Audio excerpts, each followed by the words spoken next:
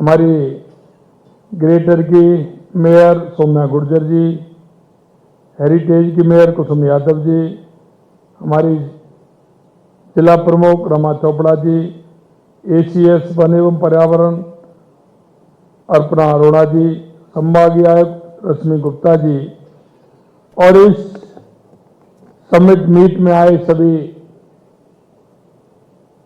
मेरे पूजा योग बुजुर्गों, नौजवान दोस्तों और माता बहनों, युवा साथियों, सबसे पहले तो मैं आप सभी का वंदन करता हूं, अभिनंदन करता हूं, क्योंकि ये समिट जिला तो है ही, लेकिन जिले के साथ साथ हमारे प्रदेश की राजधानी भी है, तो और महत्वपूर्ण हो जाता है।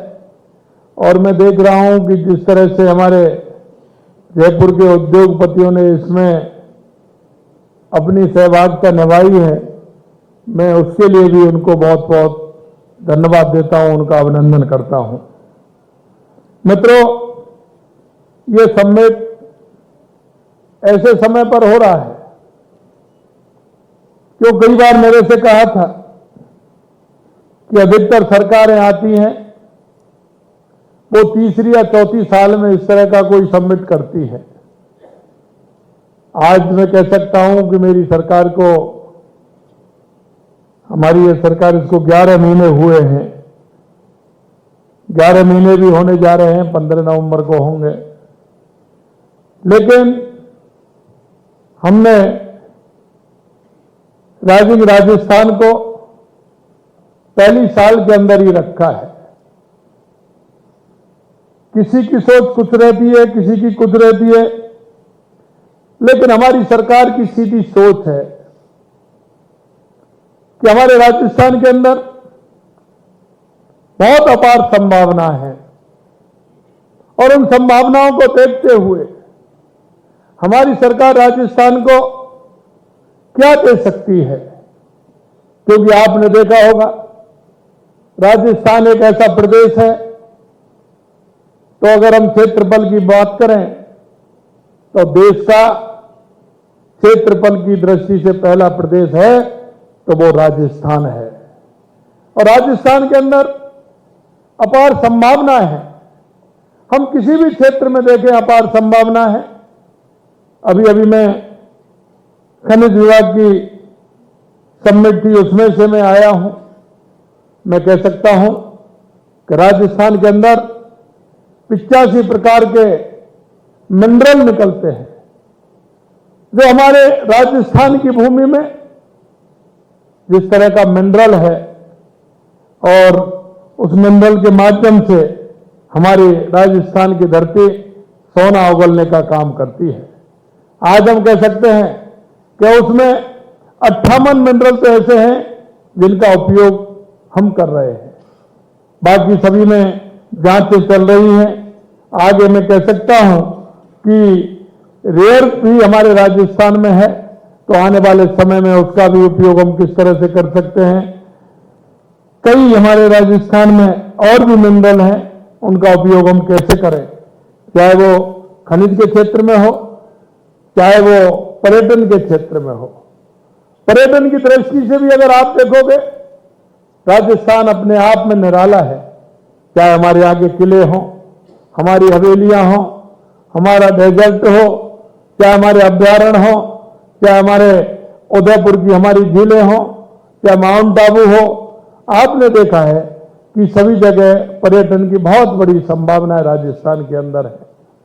आपने देखा होगा, राजस्थान पहले से ही प्रदेश में उद्योग बढ़ाने के लिए, देश विदेश में निवेश लाने और रोजगारों के नए अवसर पैदा करने के लिए हम 9 से 11 दिसंबर को rising Rajasthan global investment summit 2024 के साथ नॉन रेजिडेंसी राजस्थानी कॉन्क्लेव का आयोजन भी करने जा रहे हैं।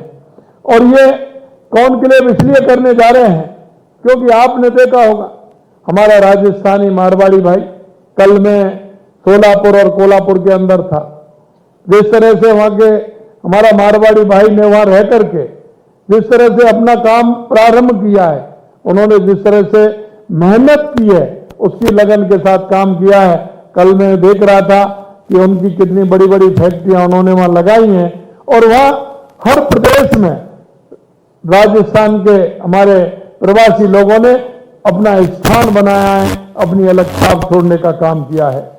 इसे आयोजन हेतु देश और विदेश में भी मैं अब तक आयोजित हुए इन्वेस्टर मीट से निवेशकों में भारी उत्साह है और अब तक मैं कह सकता हूं, चाहे ऊर्जा हो, रियल एस्टेट हो, इलेक्ट्रिकल व्हीकल हो, पेट्रोलियम हो, गैस हो, सेरेमिक, इंजीनियरिंग, चिकित्सा, शिक्षा सहित अनेक क्षेत्रों में निवेश के प्रस्ताव प्राप्त हुए हैं।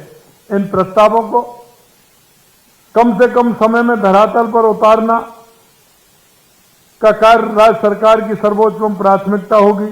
हमने इसके लिए पूरी तैयारी की है और मैं कहना चाहता हूं, अब तक राजस्थान होते थे,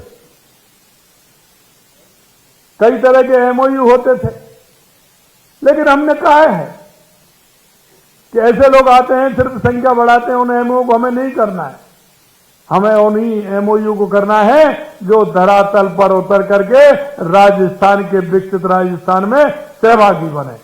और इसलिए मैं कहना चाहता हूं, मुझे खुशी है कि राजस्थान के तहत जयपुर ग्रामीण में अब तक 45,000 करोड़ रुपए से अधिक के कुल 206 से अधिक निवेश करारों पर सहमति बन चुकी है।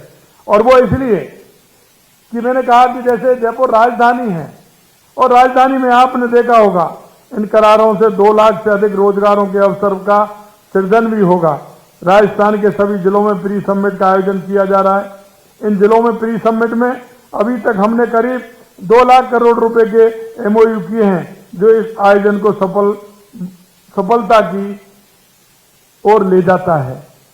मैं एक बात आपसे कहना चाहता हूं, कई लोग मेरे पास आए थे, उन्होंने कहा कि साहब हम छोटा एमओयू करना चाहते हैं, उनके पास जमीन है, उन्होंने कहा कि हमें सिर्फ सुविधा चाहिए, आप सरकार से सुविधा दे सकते हैं। मैंने कहा एमओयू छोटा हो या बड़ा हो, वो जमीन पर आना चाहिए। और अगर हम गांव की बात करें, ढाणी की बात करें, हम अगर किसी कस्बे की बात करें, किसी उपखंड की बात करें, अगर वहां अगर कोई ये कहे कोई बड़ा एमओयू नहीं आएगा, वहां छोटा एमओयू आएगा। और उस छोटे एमओयू से उस गांव की और उस कस्बे की अगर 100-200 लोगों को अगर रोजगार मिलता है तो ये बहुत बड़ी बात होती है। और मैं कहना चाहता हूं, ग्रामीण क्षेत्र में जो हमारे छोटे छोटे एमओयू होते हैं, हमारे वहां की जो सुविधाएं होती हैं, अगर हम उन पर जोर देंगे तो एक तरफ जो शहरों पर भार बढ़ रहा है, शहरों की तरफ लोग आ रहे हैं, निश्चित रूप से वो मेरा गांव में रहने वाला भाई वो गांव में भी रहेगा, वो अपनी खेती क्यारी भी करेगा और उसमें भी अपनी सहभागिता निभाएगा। निश्चित रूप से वो आर्थिक रूप से भी मजबूत होगा। मैं इसलिए आप सभी से कहना चाहता हूं, कल मैं देख रहा था कांग्रेस के लोग कह रहे थे कि आपके यहां छोटे आ रहे हैं। मैंने कहा छोटे ही बड़े बनते हैं, आप भी जब पैदा हुए होंगे तो छोटे हुए होंगे और छोटे से ही बड़े बने होंगे। कोई भी व्यक्ति अपना काम प्रारंभ करता है वो छोटे से ही करता है और उसकी मेहनत और उसकी लगन उसको बड़ा बना देती है। इसलिए मैं कहना चाहता हूं और उनको भी बताना चाहता हूं कि जो राजस्थान के अंदर हमारी सरकार ने जो राजस्थान की जनता से हमारे संकल्प पत्र के माध्यम से जो वायदा किया है, और वायदा ये किया है कि सरकारी स्तर पर भी हम 4 लाख नौकरी देंगे और प्राइवेट तौर पर भी हम 6 लाख युवाओं को रोजगार देने का काम करेंगे। निश्चित रूप से हमारी सरकार कृत संकल्प है कि हम युवाओं को सरकारी तौर पर 4 लाख और प्राइवेट तौर पर 6 लाख से भी ऊपर हम रोजगार देने का काम करेंगे। और हम चाहते हैं कि राजस्थान का हमारा युवा रोजगार लेने वाला नहीं, हमारा युवा रोजगार देने वाला बने। ये राजस्थान उसमें मील का पत्थर साबित होगा। भाई और बहनों, मैं कहना चाहता हूं कि जिला स्तरीय समिट उतने ही महत्वपूर्ण है जितने देश विदेश में आयोजित रोड शो में हैं।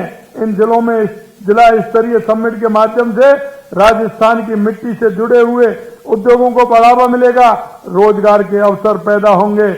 और हमने जो कहा है वोकल फॉर लोकल, वो भी काम हमारा होगा।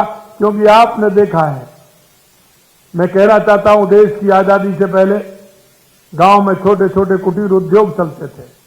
गांव की आवश्यकता की पूर्ति गांव करते थे, पड़ोस के गांव करते थे, और वो अपना उस उद्योग के माध्यम से उनका व्यापार भी चलता था और समाज का उत्थान भी उससे होता था, रोजगार भी मिलता था। लेकिन आजादी के बाद बड़े बड़े उद्योग लगे, उन बड़े उद्योगों के कारण हमारे छोटे उद्योग छोटे होते चले गए। हम चाहते हैं कि लघु उद्योग के माध्यम से, एमएसएमई के माध्यम से वो जो छोटे उद्योग हैं वो भी हमारे आगे आए, वो भी आगे आकर के हमारे राजस्थान की अर्थव्यवस्था को मजबूत करने का काम करें। आज अगर मैं जयपुर की बात करूं तो जयपुर के समिट में gems and jewellery, IT, tourism, medical, sports, textile, garments, warehouse, e waste, cable, real estate, oil, refinery सहित कई प्रमुख क्षेत्रों में उद्योगों की स्थापना हेतु निवेशकों के साथ समझौते किए जा रहे हैं। अब उनको लगता होगा ये छोटे हैं, लेकिन मैं कहना चाहता हूं कि मेरे गांव के उस व्यक्ति को अगर गांव में रोजगार मिलेगा तो वो शहर की तरफ नहीं दौड़ेगा, उसकी आर्थिक स्थिति में मजबूत होगी और उसको 2 लाभ मिलेंगे। क्योंकि कहां जानते 2 लाभ कैसे मिलेंगे कि वो परिवार के साथ रहेगा, परिवार में अगर उसके पास जमीन है उस जमीन को भी करेगा और उद्योग से जुड़ करके उसके दोनों लाभ मिलते हुए उसकी अर्थव्यवस्था को मजबूत करने का काम करेगा। हमारी गुलाबी नगरी जयपुर राजस्थान की राजधानी होने के साथ ही एक प्रमुख सांस्कृतिक और व्यवसायिक केंद्र है। जयपुर राजस्थान का सबसे बड़ा शहर होने के साथ ही आपके उत्पादक और सेवाओं के लिए एक बड़ा बाजार है। पिंक सिटी की समृद्ध विरासत, यहाँ के किले, महल और यहाँ के मंदिरों की खूबसूरती को निहारने के लिए हर साल देश और दुनिया से बड़ी तादाद में पर्यटक आते हैं। हम उन पर्यटकों को उन क्षेत्रों में ले जाने का काम करें। हमारे यहाँ की जो हस्तशिल्प, हमारी जो लघु उद्योग के माध्यम से हमने कहा है कि बड़ी बड़ी होटलों में हमारे हाथ से निर्मित हमारी सारी जो हमारी व्यवस्थाएं उनको हम एक साथ करके, आपने देखा होगा बाहर जिस तरह के 3-4 हमारी वो लगी हुई हैं, उनमें अपने आप में तारकशी का हमारा जो काम है कितना अच्छा है। आपने देखा होगा हमारे ग्रामीण महिलाएं किस तरह से दरी पट्टी से लेकर के, आसन से लेकर के वो बनाने का काम करती हैं, छोटे छोटे गमलों के माध्यम से वो काम करती हैं। पर्यटन से जुड़े विभिन्न क्षेत्रों में निवेश कर अपार में केवल इस क्षेत्र की समृद्धि नहीं बल्कि स्वयं की समृद्धि की इबारत लिख सकते हैं। आकर्षण ब्लू पॉटरी जयपुर की पहचान है। इस उद्योग में निवेश करके आप न केवल इस खूबसूरत कला को बढ़ावा देंगे बल्कि स्थानीय कारीगरों को भी सशक्त करेंगे, क्योंकि ब्लू पॉटरी में हमारा जयपुर में अच्छा काम है, राजस्थान में अच्छा काम है, लेकिन ये विधा लुप्त होती जा रही है। अगर इसको हम बढ़ाने का काम करेंगे तो हमारे युवाओं को रोजगार के अवसर भी मिलेंगे। जयपुर की सांगानेरी ब्लॉक प्रिंटिंग दुनिया भर में प्रसिद्ध है। सांगानेरी रेलवे स्टेशन का भी कायाकल्प किया जा रहा है और उसका फायदा हमें उस रेलवे स्टेशन पर मिलेगा, जिससे उसका जो सांगानेरी प्रिंट का काम है हम रेलवे स्टेशन को उसी आधार पर बनाना चाहते हैं, जिससे कि दुनिया में मालूम पड़े कि सांगानेरी प्रिंट ये दुनिया का निराला प्रिंट है। जयपुर में हस्तकला का खजाना, यहाँ लाख आभूषण, मीनाकारी, संगमरमर, हस्तशिल्प व मूर्तियां, लकड़ी की नक्काशी, वस्त्र और जयपुरी रजाई का सुंदर काम होता है, जिनकी देश और विदेश में बेहद मांग भी है। इस क्षेत्र में निवेश कर आप हस्तकला और उत्पादों में निहित संभावनाओं को भुना सकते हैं। जयपुर की पहचान खादी वस्त्र के एक प्रमुख केंद्र के रूप में रही है। यह एक कपड़ा नहीं बल्कि हमारे राष्ट्रीय आंदोलन का प्रतीक है। और मैं सही कहा आपको बताना चाहता हूं कि आजादी के बाद 15 अगस्त को जो लाल किले पर झंडा फहराया गया था वो जयपुर से गया था। जयपुर जिला इतना बड़ा जिला था कि दौसा में ये बनता था तो ये जयपुर जिले से वहां गया था। जो लाल किले पर पहला झंडा फहराया गया था वो जयपुर का झंडा था। वो नजदीक में इतना कह सकता हूं कि राजस्थान का खादी उद्योग कितना समृद्ध रहा है। हमने हर जिले में एक विशेष उत्पादन को बढ़ावा देने के लिए one district one product ODOP योजना शुरू की है। इसके तहत जयपुर में रत्न एवं आभूषण, लकड़ी के खिलौने, हस्तशिल्प, रेडीमेड गारमेंट को चुना गया है। जयपुर ग्रामीण के लिए ब्लॉक प्रिंटिंग एवं कृषि उपकरण और दूधू के लिए ब्लू पोल्ट्री को ODOP के रूप में चिन्हित किया गया है। हाल ही में हमने प्रदेश को ऊर्जा के मामले में आत्मनिर्भर बनाने के लिए 224 लाख करोड़ रुपए के MOU किए थे, जिनके जॉइंट वेंचर को कैबिनेट ने मंजूरी दे दी है और इस धरातल पर उतारने का काम शुरू कर दिया है। यहाँ पर विभिन्न प्रकार के खनिज, जैसा मैंने आपको बताया, खनिज एवं कृषि उत्पादकों की विविधता और संपन्नता भी है। मैं कहना चाहता हूं मित्रों, सबसे पहले हमें आवश्यकता लगी।